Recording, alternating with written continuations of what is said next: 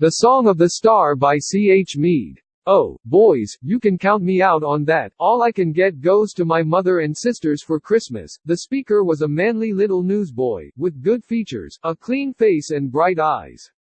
His clothes looked neat, though they were adorned with numerous patches. But see here, Will. Christmas only comes once a year, and why shouldn't we fellers have our banquet as well as the silk stockings?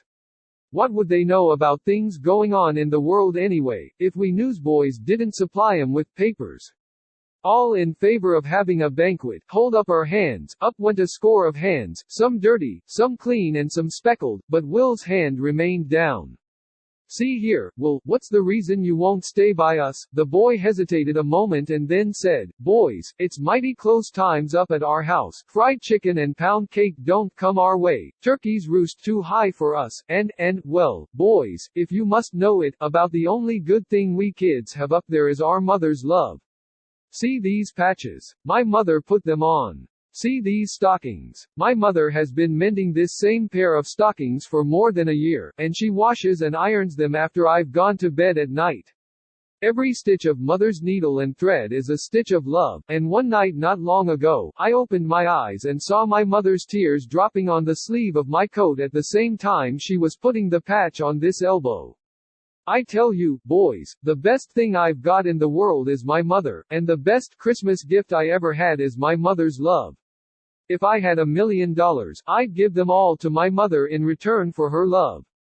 No, boys, no banquet for me, as long as I know my mother is starving herself that we children may have more to eat. Well, replied one of the boys, if I had a mother like that, maybe I'd feel the same way, but all we get at our house is a good licking from a drunken mother, and I'm going in for a square meal at Christmas, if I never has another. The boys, gathered on the sidewalk by one of the parks, were suddenly startled by a cry, Look out there, and the next moment a runaway horse dashed into their midst. Little Will was knocked over, and was soon carried into a neighboring drug store, all unconscious of what had happened. It was soon discovered that his arm was broken, and his body bruised in a number of places.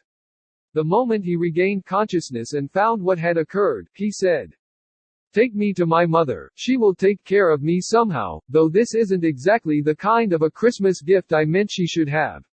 Say, boys, one of you go up to our house, and tell her easy about this. Don't burst in sudden and scare her, but tell her it isn't dangerous, and, well, just tell her I love her. The boys wiped their eyes and one of them said, This busts up our banquet. Fellers, all go and tell Will's mother, and, say, fellers, shan't I tell her we will give our banquet money to help her out at Christmas? A hearty, you bet we will, was the response, as Big Tom sped away to carry the news to Will's mother, while kind hands helped carry the injured boy to his home.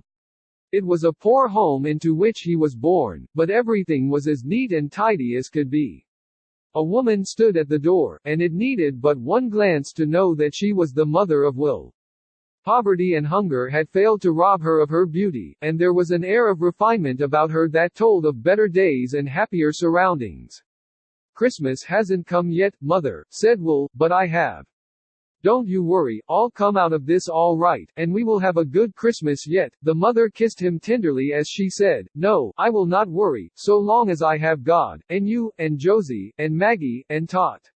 When Christmas comes round, it will be a good day whatever it brings. It will bring her heaps of things. Mrs. Sanford, blurted out Big Tom, for we fellers has given up havin' a banquet, and are going to bring her something that Will can't bring now. Don't worry a bit, and here the rough fellow burst into tears, and rushed out of the house.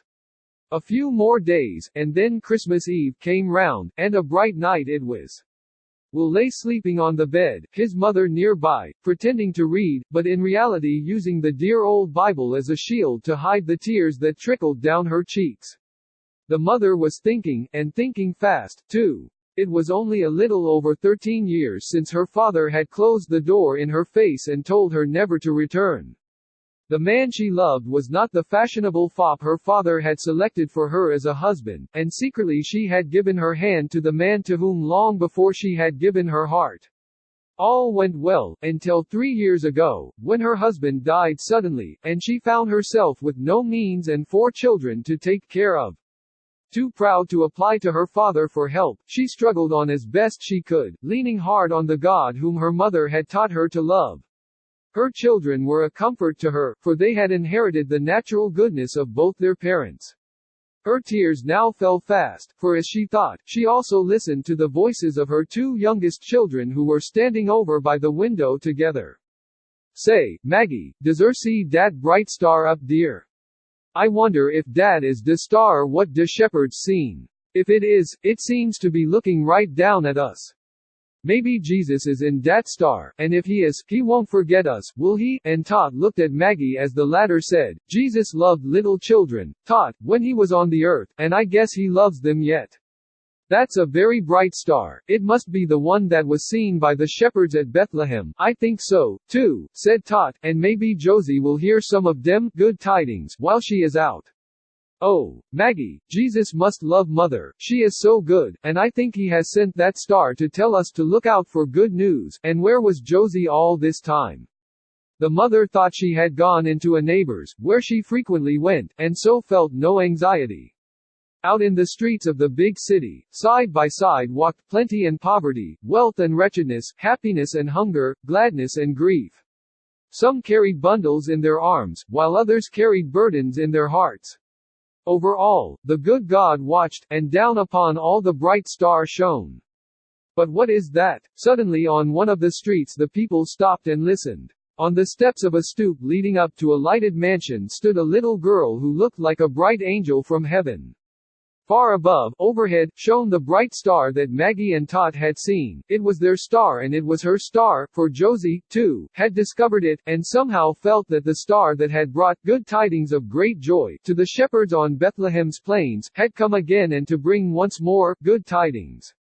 She had mounted the steps to get nearer the star, and then all unconscious of the people, in a rich, sweet voice, she sang. I think, when I read that sweet story of old, when Jesus was here among men, how he called little children, as lambs to his fold, I should like to have been with him then. I wish that his hands had been placed on my head, that his arms had been thrown around me, that I might have seen his kind look, when he said, Let the little ones come unto me. As she sang, her gaze was fixed on the star, and even her hands were lifted toward it. The people looked at her. An angel had appeared in their midst. Her face, her voice, her upturned eyes, her uplifted hands, held them spellbound, until someone looking up in the direction she pointed, cried out, See that star! Heavenward went the gaze of the multitude, and once more there seemed to come to them a voice, saying, Fear not, for behold I bring you good tidings of great joy, which shall be to all people. The face of Josie was illumined and even the multitude that had gathered, failed to alarm her. The star with its good tidings was over her head and in her heart as well. Who are you, my child? Said a gentleman who had come up on the steps where she stood. Please, sir, I am Josie Sanford. The gentleman gave a start and said, Sanford, Josie Sanford. Pray where do you live, Josie? She told him, and in response to other questions, told of mother, brother and sisters. Oh, sir, do you see the star? I am sure it has some good tidings for us at our house, and I must hurry home and tell mother all about it. Goodbye. Away sped the child until she reached her home, and then entering the room quietly, she went up to her mother and said, Have you seen the star, mother? Maggie and Tot cried out, We've seen it. Come, mother, and look quick. The mother went quietly to the window, and there beheld a star of wonderful brightness, and as she gazed, her face took on a new light and into her heart came a great peace. The sleeping boy was awakened by the voices, and he, too, made his way to the window and looked at the star. At evening time it shall be light. It had come, and something else had come, too, for steps were heard on the stairs, followed by a knock on the door, on opening which, in came a company of newsboys headed by Big Tom.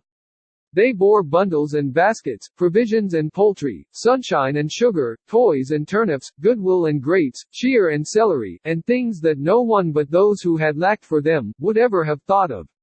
Big Tom was the spokesman for the happy company. If please, Mrs. Sanford, he said, there's our banquet.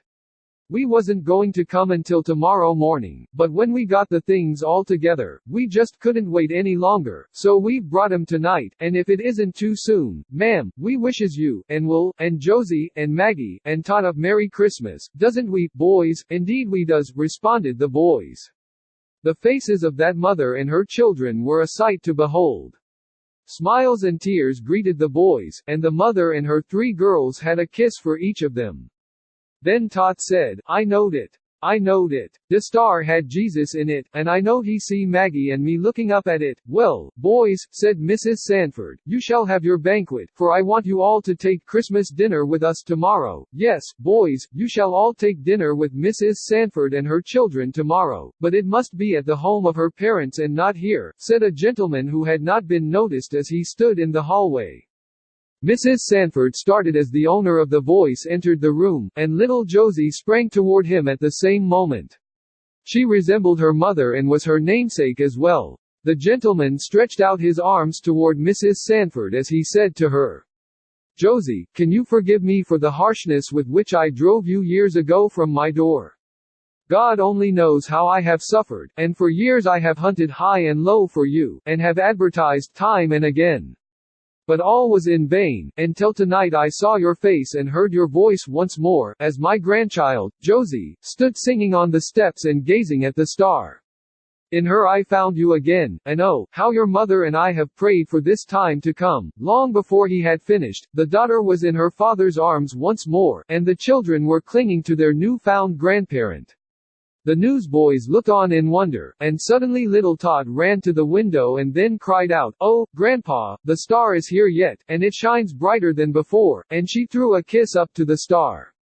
Christmas morning came and found them all in a home of plenty. A chair that had long stood vacant at that table, was once more filled, and near it were 4 other chairs for the new-found grandchildren. Was it of Merry Christmas, did you inquire? Just ask those newsboys who came at 2 o'clock if they ever had such a banquet before or since, or whether they ever saw a home in which the Star of Bethlehem shone with greater splendor. And over the earth the star still shines, and will continue to shine until all mankind shall yet have a Merry Christmas.